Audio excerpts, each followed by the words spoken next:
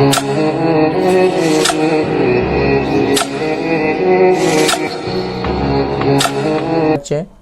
आज जो है आपको हम पढ़ाने वाले हैं क्लास 10 काव्यखंड पाठ 11, जो इस पाठ का ये सेकंड लास्ट है। आप लोग ध्यानपूर्वक देखेंगे। जो है कविता का नाम है लौट कर आऊँगा फिर। कवि जो है इनका जीवनानंद दास जी हैं। जो इनका सबसे पहले हम कवि परिचय जानेंगे, कवि परिचय के बारे में जानेंगे। जीवनानंद दास का जन्म 1899 ईस्वी में हुआ था। याद रखना, जीवनानंद जी का जो जन्म हुआ था वो 1899 ईस्वी में हुआ था।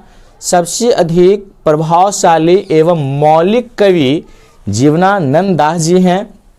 सिर्फ 55 साल की उम्र में, याद रखना, सिर्फ 55 साल की उम्र में जीवनानंद जी का निधन हो गया था। एक दुखद दुर्घटना में हुआ था। सन 1954 ईस्वी में हुआ था। इनका काव्य संकलन जो है प्रकाशित है झरा पालक, दूसरा है धूसर पांडुलिपि, तीसरा है वन लता सेन, चौथा है महापृथ्वी, पांचवा है साती तराट तामिर, फिर है छठा है जीवनानंद दास श्रेष्ठ कविता, फिर है रूपासी बांग्ला, फिर बेला अवेला कालवेला इत्यादि। 1952 ईस्वी में श्रेष्ठ काव्य ग्रंथ का पुरस्कार इन्हें दिया गया था। बंगाल से इन्हें अधिक प्रेम है, जो इस कविता में क्या होगा, झलकेगा।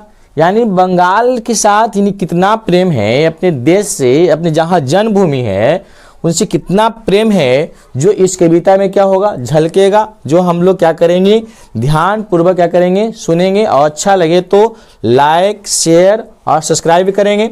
जो देखेंगे इसमें कितने सारे ऑब्जेक्टिव बनेंगे वो सब देखेंगे। सबसे पहले तो आएगा कि लौट कर आऊँगा फिर। किन कवि का जो है ये लिखा गया है, तो ये आपका है जीवनानंद दास के द्वारा ये रचित गया कविता है। जीवनानंद जी का जन्म कब हुआ था, तो याद रखना 1899 ईस्वी। इनका जन्म कब हुआ था, तो 1899 ईस्वी। यह जो है एक कैसा कवि थे, तो मौलिक कवि थे। जीवनानंद जी दास कैसा कवि थे, तो मौलिक कवि थे। इनकी कितने उम्र में इनका जो है दुर्घटना से मृत्यु हुई थी, तो 55 साल की उम्र में। याद रखना, जीवनानंद दास जी का जो मृत्यु हुई थी 55 साल की उम्र हुआ था। कौन तिथि की हुई थी, तो सन 1954 ईस्वी में इनकी मृत्यु हुई थी।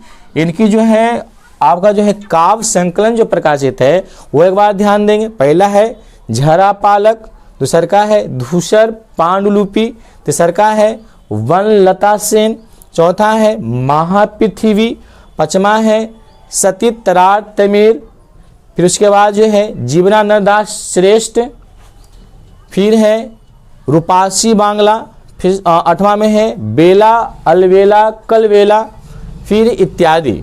1952 ईस्वी में श्रेष्ठ काव्य ग्रंथ का पुरस्कार इन्हें दिया गया था। श्रेष्ठ कवि का 1952 में इन्हें पुरस्कार मिला था। बांग्ला से इन्हें क्या है, अधिक प्रेम है। चलिए अब चलते हैं हम पाठ की ओर, ध्यान देंगे, और अच्छा लगे तो आप शेयर लाइक और सब्सक्राइब भी करें इस वीडियो का। और इससे जो है आप लोग जो है ध्यानपूर्वक क्या करेंगे, सुनेंगे। खेत है जहाँ धान की बहती नदी के किनारे फिर आऊँगा लौटकर, एक दिन बंगाल में नहीं शायद होऊंगा मनुष्य, तब होऊंगा अबाबिल, या फिर कौआ उस भोर का फूटेगी नई धान की फसल पर। जो कह रहे हैं कि हमें जो है इस देश से प्रेम है, मेरी जन्मभूमि जो है बंगाल है उससे बहुत प्रेम है। अगर जन्म लूँ तो मैं बंगाल में ही फिर जन्म लूँ, चाहे वह कुछ भी में कोई भी योनि हो, चाहे कौवा में हो या फिर अबाबिल में हो या धान की फसल हो, उसमें ही मैं क्या करूं, जन्म लूं। यानी जब भी लूं तो बंगाल में। कह रहा है कि एक दिन अगर मेरी मृत्यु हो जाए तो एक दिन जो है फिर मैं लौट कर आऊँगा, तो कहाँ आऊँगा? तो बंगाल में। उनकी जो है ये निवेदन है कि जब भी मैं लौट कर आऊँ तो कहाँ आऊँ? बंगाल में हूँ। अगले बार जब जन्म हो तो भगवान से ये नहीं करें कि हम मनुष्य ही बने, ये करें कि कोई भी योनि में हो, कोई भी जन्म में लें, कोई भी में जन्म लें, कोई चीज़ में भी जन्म लें, तो हमें जो है बंगाल में ही जन्म लेना है। कह रहे हैं कि होगा मनुष्य, होगा अबाबिल। अबाबिल एक पक्षी है। अबाबिल, या तो मैं अबाबिल हूँ, या कौवा हूँ, या भोर की वो जो फूटेगी धान की फसल उसमें मेरी क्या हो? एक नई जीवन हो, लेकिन बंगाल में ही मेरी जन्म होना चाहिए। फिर कह रहे कुहरी के पालन से कटहल की छाया तक भर पेंग आऊँगा एक दिन। कह रहे चाहे वो कुहरे हो, कुहासा हो, चाहे कटहल का वो छाया हो, फिर मैं पेंग भरता हुआ, मैं चलता हुआ वहाँ पर ही आना चाहता हूँ, यानी बंगाल में ही आना चाहता हूँ। या बनकर शायद हंस, या किशोरी की घुंघरू लाल पैरों में। कह रहे हैं कि या तो मैं फिर बंगाल में जन्म लूँ तो शायद हंस में, या तो फिर किशोरी की घुंघरू लाल में, यानी उनकी पैर जो लाल पैर होते ही वो किशोरी का जो घुंघरू जो पायल होती है उसमें शायद मेरी जन्म हो, लेकिन मेरी जन्म हो तो कहाँ में हो? बंगाल में ही हो। यानी इन्हें अपने जन्मभूमि से बहुत ज़्यादा क्या चीज़ है? प्रेम है जीवनानंद दास को। इसीलिए जो है कहते हैं कि या तो हमें शायद हंस में हो, या फिर किशोरी की जो घुंघरू है उसकी लाल पैरों में हो। तैरता रहूँगा बस दिन दिन भर पानी में। कह रहे हैं कि तैरता रहूँगा बस दिन दिन भर पानी में। हमें जन्म दें हंस में, शायद मैं दिन भर तैरता रहूँगा मैं पानी में। गंध जहाँ होगी भरी घास में, जहाँ गंध है वहाँ का गंध जो खूबसूरत गंध है उसमें ही मैं शायद हमेशा क्या करता रहूं? तैरता रहूं वहाँ पर पानी में। लेकिन हमें जन्म दिया जाए तो बंगाल में ही दिया जाए। आऊँगा मैं, नदियाँ मैदान बंगाल के बुलाएंगे। मैं आऊँगा, जिसे नदी धोती रहती है पानी से, इसे हर सजल किनारे पर। कह रहा है कि बंगाल में ही मैं आऊँगा जहाँ पर हमेशा जो है नदी जो है बंगाल की धोती रहती है। मैं वहाँ फिर आऊँगा उसी सजल के हर किनारे पर, वो नदी की हर किनारे पर, चाहे हंस बना दें, चाहे कौवा बना दें, चाहे बाइबिल बना दें, लेकिन मैं आऊँगा। फिर एक दिन मैं लौट कर आऊँगा तो बंगाल में ही लौट कर आऊँगा। शायद तुम देखोगे शाम की हवा के साथ उड़ते एक उल्लू को। कह रहे हैं कि शायद जो है बंगाल के लोगों को ये समझाते हैं, बंगाल कहते हैं कि शायद तुम हमको देखोगे बंगाल में और रात को उल्लू को उड़ते हुए, तो शायद मैं ही हूँगा। क्योंकि भगवान से विनती करते हैं कि हमें ही जन्म दें। शायद तुम सुनोगे कपास के पेड़ पर उसकी बोली, यानी उल्लू की बोली। कपास के पेड़ों पर तुम सुनोगी उल्लू की बोली। घसीली जमीन पर फेंकेगा मुट्ठी भर भर चावल। शायद कोई बच्चा उबले हुए, कह रहा है कि कोई बच्चा जो है, देखता है ना छोटा बच्चा रहता है ना, खाता है गिराता है, तो ये कह रहा है कि घास की जमीनों पर वो मुट्ठी भर भर क्या करेगा? शायद फेंकेगा उबले हुए। देखेगी रूपसा के गंदले से पानी में, या हमको गंदे पानी में वो चावल को तुम देखोगे।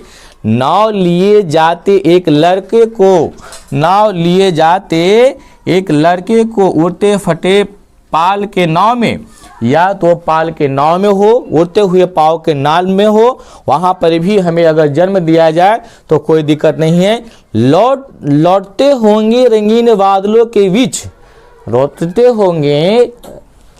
होंगे रंगीन बादलों के बीच। सारा उस समय की जो समय, शाम की जो समय होती है ना ललितपन, उस समय की लौटते होंगे, यानी दिन भर हम कहीं भी रहूं, कहीं भी रहूं, लेकिन मेरी विश्राम जो स्थल हो वो कहाँ पर होनी चाहिए, बंगाल में ही होना चाहिए। मैं चाहे सारस में हूँ, अंधेरे में होऊंगा, मैं उन्हीं के बीच में देखूंगा, सारस के बीच में या उल्लू के बीच में या कौवा के बीच में या बाइबिल के बीच में, कोई के बीच में ही मैं होऊंगा। शायद मैं वहीं देखूंगा, दिन भर मैं कहीं पर विचरण करते रहूं, लेकिन रात को जो है विश्राम स्थल जो है मेरी कहाँ होना चाहिए, बंगाल में होना चाहिए। यहाँ पर जीवनानंद दास कहते हैं कि अपनी मातृभूमि से सबको क्या चाहिए होना चाहिए, प्रेम होनी चाहिए। इस तरह से प्रेम होना चाहिए कि मरने के उपरांत भी अगर भगवान से मैं विनती करूं तो मेरी जो जन्म हो तो कहाँ पर हो, बंगाल में ही हो, और आने वाले समय में भी जो हो, चाहे कौवा हो, चाहे बाइबिल हो, चाहे सारस हो, ये जरूरी नहीं है कि मेरी जन्म मनुष्य में ही हो। अगर कोई भी जीव में अगर जन्म लेते हैं, कोई भी जीव में अगर हमें जन्म दिया जाता है तो वो जो है दिन में कहीं भी प्रविचरण करो, लेकिन रात की जो विश्राम अवस्था जो है मैं अपनी बंगाल को ही देखना चाहूँगा और बंगाल में ही रहना मैं कार्य चाहूँगा। माने खूबसूरत मैं वहीं पर रहूं, चाहे वो गंदे में हूँ, चाहे पानी में हूँ, चाहे भूमि में हूँ, चाहे आकाश में हूँ, कहीं पर मैं उड़ता हुआ नजर आऊँ तो कहाँ पर मैं उड़ता हुआ नजर आऊँ, तो बंगाल में ही उड़ता हुआ नजर में आऊँ। यानी हम हर तरह से न किसी रूप में तो हमें कहाँ होनी चाहिए, तो बंगाल में होनी चाहिए। और बंगाल में ही मैं कार्य करना चाहता हूँ, रहना चाहता हूँ, बंगाल में ही विचरण करना चाहता हूँ। एक कविता काव्य का सारांश था, आपका पूरी तरह से मैंने क्या किया, समझाया। अगर अच्छा लगता है तो आप लोग क्या करें, शेयर करें, सब्सक्राइब करें और लाइक करें। ठीक है, धन्यवाद, थैंक यू।